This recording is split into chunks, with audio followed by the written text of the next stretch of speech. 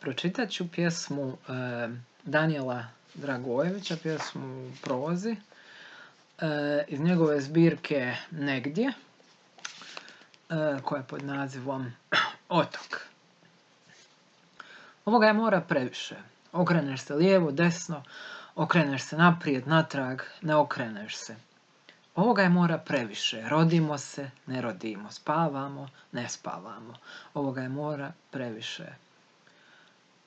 Otputujemo, budimo se daleko od svakog otoka. Tamo živimo i ležimo u bolničkim krevetima. Temperatura raste i pada kao plima i oseka. Ne otputujemo. Riječi iz naših glava i usta množe se. Zagušit ćemo se u njima.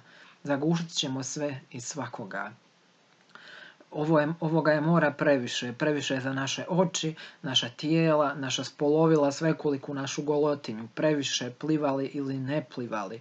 Ronili, radili, vodili ljubav, trčali, poslije oznojeni pili. Ovoga je mora previše. A što bi rekao da si moreplovac, riba, brod, sidro, misionar koji odlazi pokrštavati i ne vraća se. Ovoga je mora previše. Previše dana, godina, stoljeća i tako dalje. Iako nisam selica, kukac, niti neka nevidljiva životinja, ovoga je mora previše. Ono je široko, debelo, duboko, prostrano, reklo bi se, ne misaono, predmisaono, izamisaono, ravnodušno prema obilju smrti, a ipak u našim je srcima. Okrutno i dobro kao Bog. Gledao sam male posude, ta žedna usta, kako zahvaćaju njegovu vodu i kako mu se čedne i prazne umljavaju. Vidio sam sad koji si ostavio na odjeći, kucao je suho i izgubljeno, reklo bi se neuspjela riba.